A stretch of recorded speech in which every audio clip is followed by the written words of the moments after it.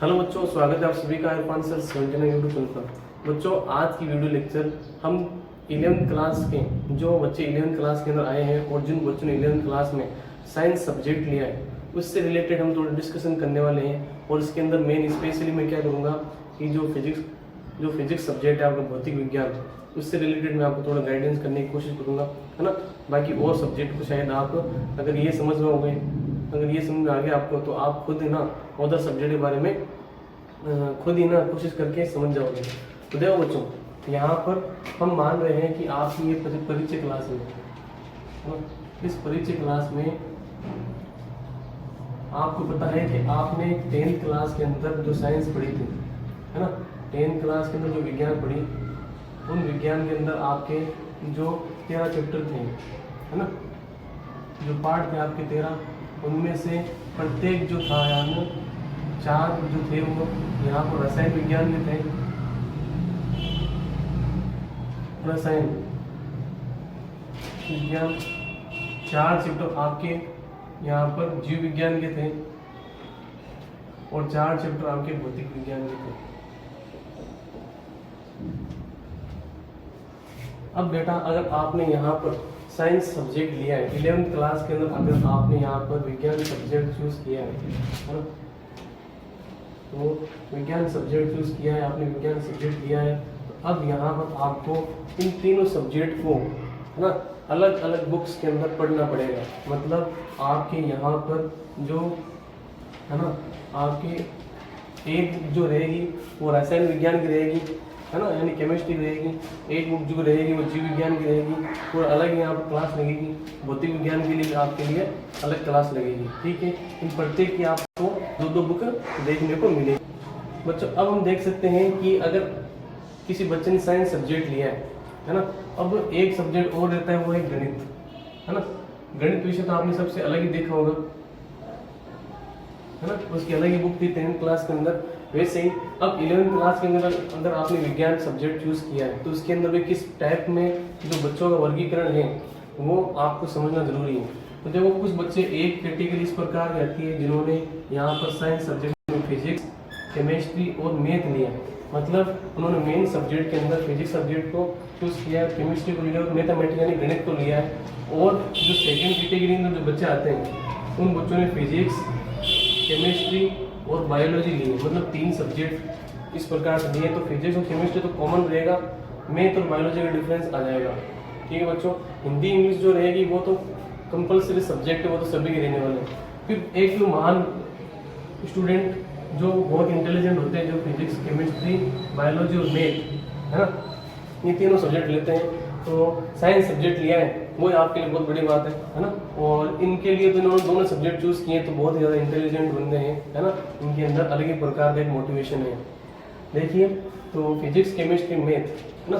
तो यहाँ पर मैं थोड़ा आपको अभी फिजिक्स के बारे में थोड़ा बता दूँ आपको, है ना, क्योंकि ज़्यादा मुझे इसके बारे में पता है, भौतिक विज्ञान के बारे में। तो देखो बच्चों, भौतिक विज्ञान के बारे में आप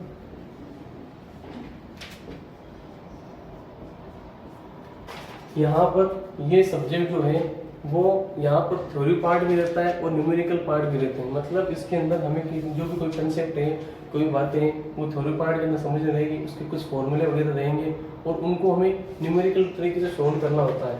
तो जो यहाँ पर जिन सब बच्चों ने यहाँ पर अपने सब्जेक्ट मैथ लिया है, ठीक है, तो उन बच्चों के क्या है कि यहाँ पर भौतिक विज्ञान जो होती है ना, इतनी हार्ड पड़ती नहीं है। मतलब लगभग 80 से 90% बच्चे जो हैं वो क्या करते हैं कि यहाँ पर भौतिक विज्ञान के अंदर अपना अच्छा परसेंटेज रखते हैं। मतलब यहाँ पर भौतिक विज्ञान उनके लिए हार्ड नहीं होती। लेकिन जिन बच्चों को 10th क्लास में गणित हार्ड लगी थी, है ना, लेकिन फिर उनको साइंस लेनी है ना, तो उनके लिए यहाँ पर जो भौतिक विज्ञान है, जो फिजिक्स है ना, वो उनके लिए थोड़े हार्ड रह जाती है, क्योंकि उनको कैलकुलेशन पहले ही पसंद नहीं थी। लेकिन भौतिक विज्ञान के अंदर वो कैलकुलेशन देखने को मिलती है, तो बच्चे क्या है, थोड़े डिस्टर्ब हो जाते हैं। और वो जो भौतिक विज्ञान है इनके लिए, है ना, वो थोड़ी सी हार्ड रह पाती है। अब लगभग इसके अंदर मान के चले कि जैसे मान लो कि 20 से 30% जो बच्चे हैं ना, वो क्या है कि भौतिक विज्ञान को की अच्छी प्रकार से, मतलब जो बायोलॉजी के स्टूडेंट हैं वो 20 से 30% बच्चे यहाँ भौतिक विज्ञान को अच्छे प्रकार से कर पाते हैं। बाकी उनको क्या है कि न्यूमेरिकल क्वेश्चन की वजह से क्या है कि वो जो भौतिक विज्ञान है वो हार्ड लगने लगते हैं कि सर भौतिक विज्ञान में न्यूमेरिकल क्वेश्चन वगैरह नहीं होते हैं। लेकिन ऐसी कोई बात नहीं है बच्चों, है ना। आप अगर आपके अगर मैथ थोड़ी बहुत भी ठीक है तो आप आराम से भौतिक विज्ञान को अच्छे से कवर कर पाओगे, है ना।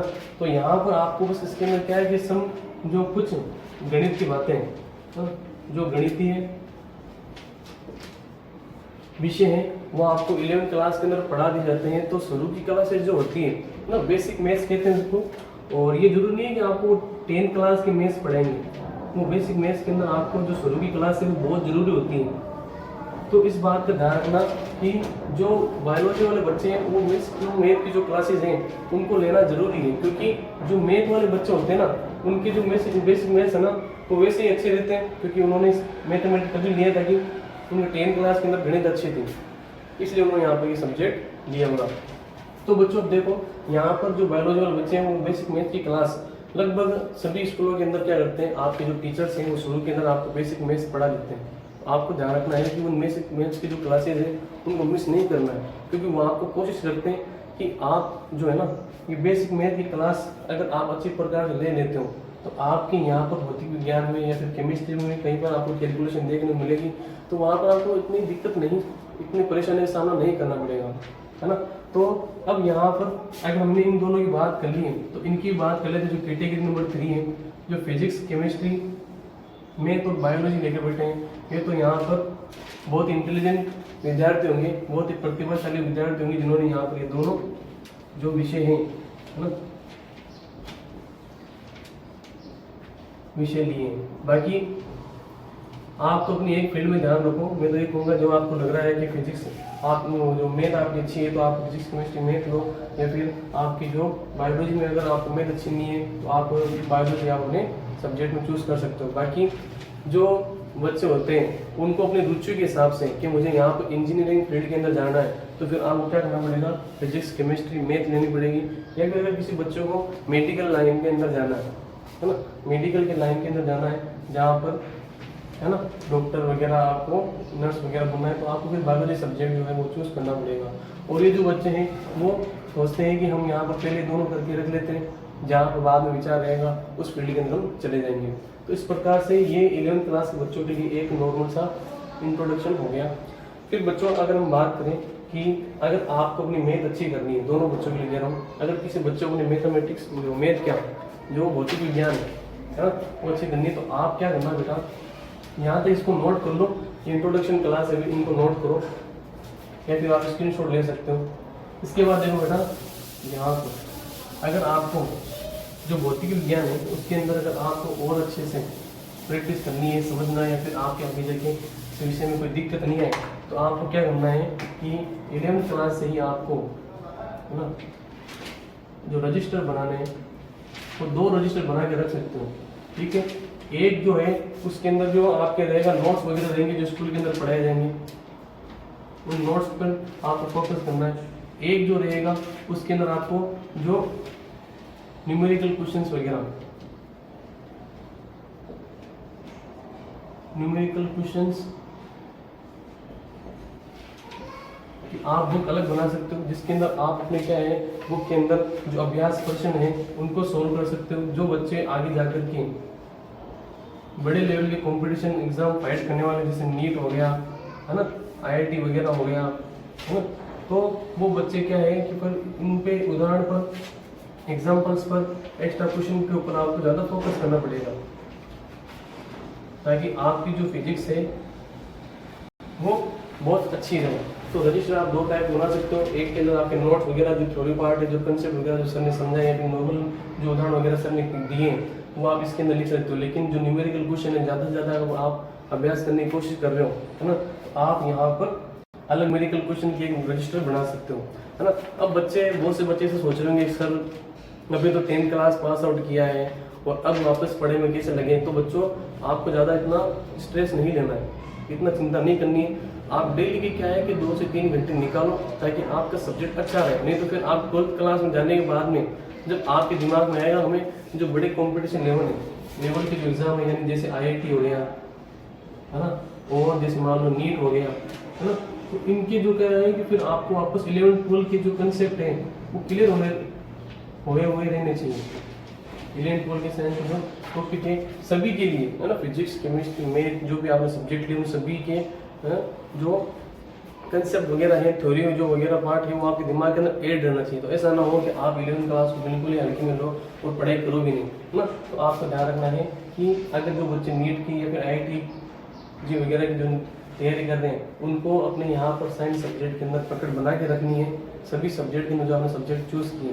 तो इस प्रकार से आप अपने 11वीं क्लास के अंदर चल सकते हो। धीरे धीरे आप फिर कोशिश करना आपको अपने आप इनमें जो इन सब्जेक्ट के अंदर रुचि आने लग जाएगी। अब बच्चों हम बात कर लेते हैं जो 11वीं क्लास की जो पाठ्यक्रम है वो किस प्रकार का है। हमारे बच्चे जो है 11वीं class pass out 10th class pass out तक के हैं, तो 11वीं क्लास के अंदर क्या क्या सब्जेक्ट रहने वाले हैं उससे पहले ही हमें क्या करना है, थोड़ी सी जो होमवर्क है वो करके जाना है। हमें देखना है कि हाँ हमारे 11वीं क्लास के अंदर क्या क्या सब्जेक्ट रहने वाले हैं। तो देखो बच्चों यहाँ पर आपके जो पाठ्यक्रम है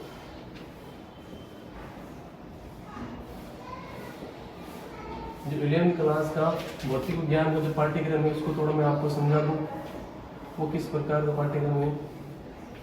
तो जो बच्चे जिन बच्चों के दिमाग में रह गया है कि हमने सर 9th क्लास की साइंस नहीं पढ़ी है, हमें तो सीधे 10th क्लास पढ़ी है साइंस, 9th क्लास की पढ़ी नहीं है। तो अगर किसी बच्चे के दिल के अंदर है कि सर हमें 9th क्लास पढ़नी है तो 9th क्लास पढ़ने की कोई जरूरत नहीं है। आपको 9th क्लास के सारे जो टॉपिक है वो 11वीं क्लास के अंदर साइंस के आपको देखने को मिल जाएंगे। तो देखो बेटा यहाँ पर जो सबसे पहले जो आपका चैप्टर नंबर रहने वाला है अध्याय लिख रहा हूँ यहाँ पर, है ना। अध्याय नंबर आपके 1, इसका नाम है मात्रक व मापन। मात्रक व मापन। फिर जो दूसरा है वो है हमारे पास सरल रेखा में गति।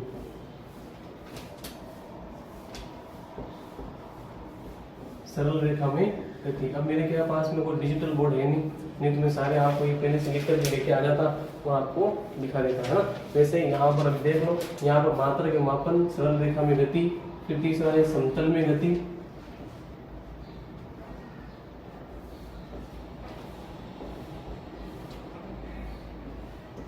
फिर चौथा है गति के नियम। यहाँ पर चैप्टर नंबर 4 है गति के नियम। गति के नियम। चैप्टर नंबर 5 है आपके कार्य, ऊर्जा व शक्ति। कार्य, ऊर्जा व शक्ति, ये आपका चैप्टर नंबर 5 है। तो आपने ये जो टॉपिक है ना 9th क्लास के अंदर भी देखा होगा। गति के नियम आपने न्यूटन के 3 नियम देखे थे, वो इसके अंदर आपको देखने को मिलेंगे। फिर कार्य, ऊर्जा व शक्ति, इसके नियम यहाँ पर आपने 9th क्लास में पढ़ा था। और ये मात्रक मापन लगभग नया टॉपिक है, ये आपके 12th क्लास के अंदर भी काम आएगा। सरल रेखा में गति और समतल में गति ये भी आपके इम्पोर्टेंट है, और समतल में तो आपके जो वेक्टर है वगैरह के अंदर काम में आएगा। तो यहाँ पर फिर जो चैप्टर नंबर 6 है, चैप्टर नंबर 6 है वो आपके हैं कणों का निकाय व घूर्णन गति। कणों का निकाय, कणों का निकाय व घूर्णन गति। रोटेशन है कि मतलब एक वस्तु अपनी जगह पर रहकर के किस प्रकार से घूर्णन कर रही है उसके बारे में यहाँ पर अध्ययन किया जाएगा। फिर चैप्टर नंबर 7, ये भी आपने 9th क्लास के अंदर पढ़ा है, जिसका नाम है गुरुत्वाकर्षण। गुरुत्वाकर्षण ज़्यादा कोई हार्ड टॉपिक नहीं है ये भी, है ना। यहाँ पर जो केपलर के नियम वगैरह 9th क्लास के अंदर है वो आपको यहाँ आराम से देख लोगे।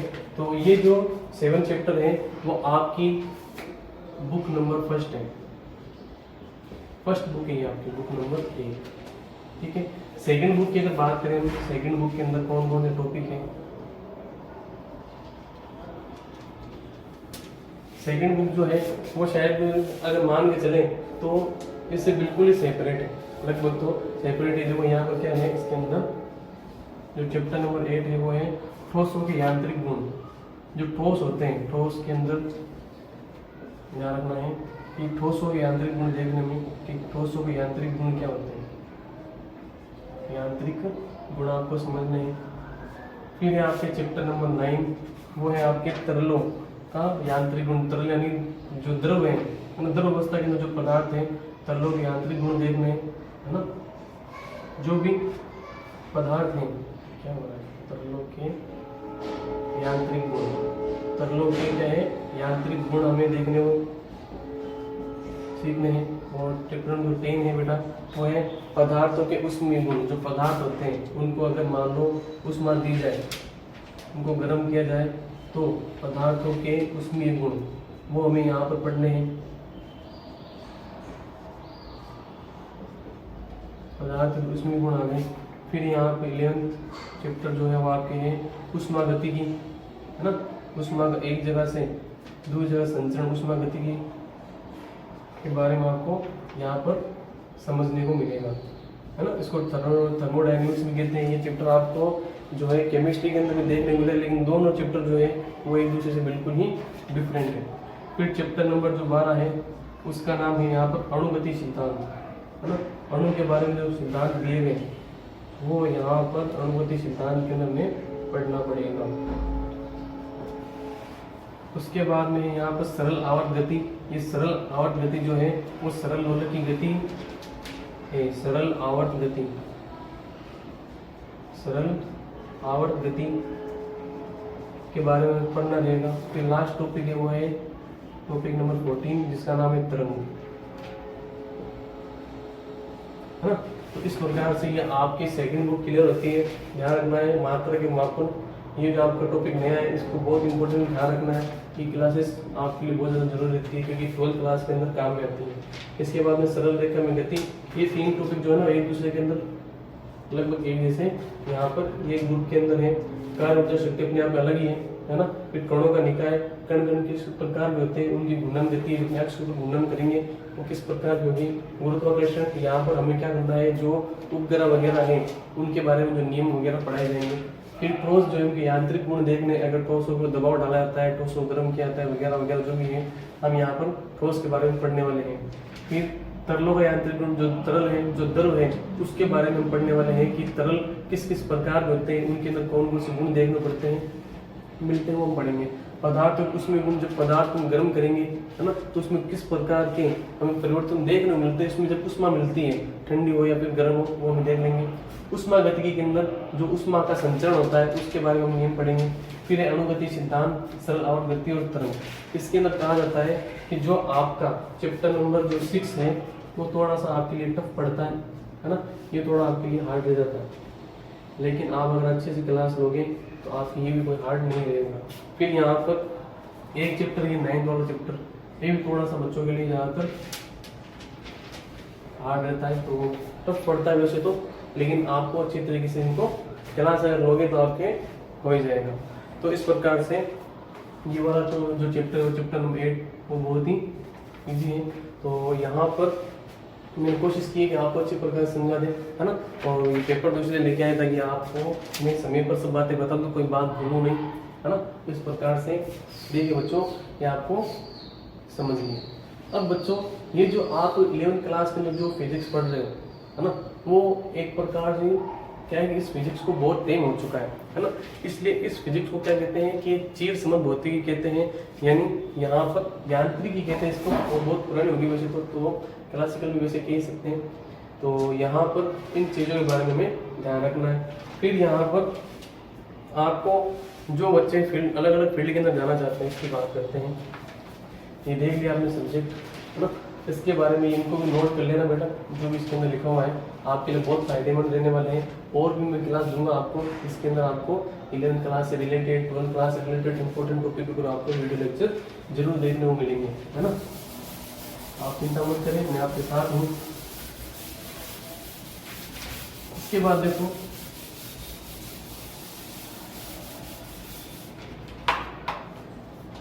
दो एग्जाम की बात कर लेते हैं, है ना। 2-3 एग्जाम की, जैसे मान लो IIT है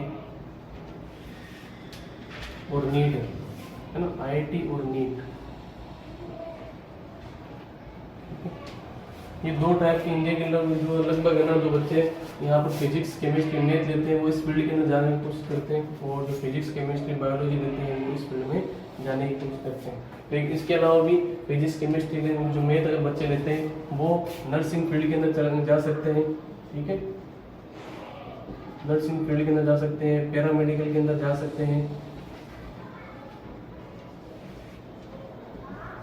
बहुत सी वैसे लाइन है इसके अंदर, पैरामेडिकल लाइन है। यहाँ पर क्या होता है, रेडियोग्राफर, डीआरटी है ना, लैब टेक्नीशियन वगैरह कोर्स बहुत से देखने को मिलते हैं। नर्सिंग की लाइन के अंदर जा सकते हो। और यहाँ पर फिजिक्स केमिस्ट्री ब्रेक है, तो यहाँ पर आप आईआईटी कर सकते हो, ठीक है, बीटेक कर सकते हो, पॉलिटेक्निक वगैरह कर सकते हो,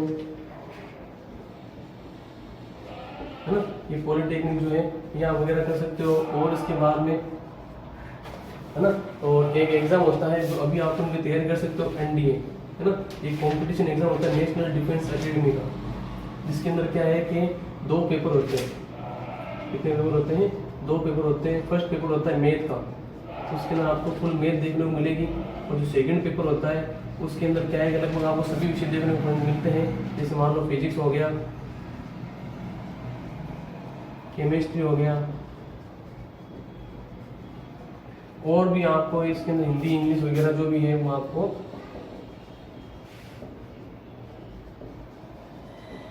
वगैरह जो सब्जेक्ट है जीके वगैरह आपको मिलते हैं। तो यहाँ पर नीट वगैरह के एग्जाम के बारे में और आप डिटेल ले सकते हो। और एक एग्जाम और होता है CUET का, CUET। ये जो एग्जाम होता है वो 12th के बाद में होता है। इसके अंदर क्या होता है कि आप जो इंडिया के टॉप मोस्ट है ना, जो यहाँ पर जो कॉलेज होते हैं, इंडिया के टॉप मोस्ट जो कॉलेज होते हैं उनके बारे में आप उनके अंदर आप एग्जाम फाइट करके एग्जाम लगता है। तो आपको जिस कॉलेज के अंदर जाना है उसके अकॉर्डिंग आपको है ना यहाँ पर फॉर्म भरना पड़ता है। उसके अकॉर्डिंग क्या है कि आपको यहाँ पर वो आपको कॉलेज मिल सकता है। तो बच्चों, आज की वीडियो लेक्चर के अंदर जितने मैंने कोशिश किए समझाने की है ना, और भी ऐसी वीडियो लेक्चर मिलती रहेंगी। इसमें कोई गलती वगैरह हो गई है तो आप मुझे बता दीजिएगा, उनको सुधार लेंगे। बाकी मैंने कोशिश की कि आपको सभी चीज़ें बताने की कोशिश करूँ, है ना। फिर मिलते हैं और वीडियो लेक्चर के अंदर। शुक्रिया बच्चों। और वीडियो अच्छी लगी है तो एक लाइक तो बनता ही है। ज़रूर इस वीडियो लेक्चर को लाइक करें और शेयर करके ज़रूर जाएं अपने फ्रेंड को, अपने दोस्त को इस वीडियो लेक्चर को ज़्यादा से ज़्यादा आपको पहुंचाना है। इतना तो काम हो ही सकता है। ठीक है, मिलते हैं अगली क्लास में।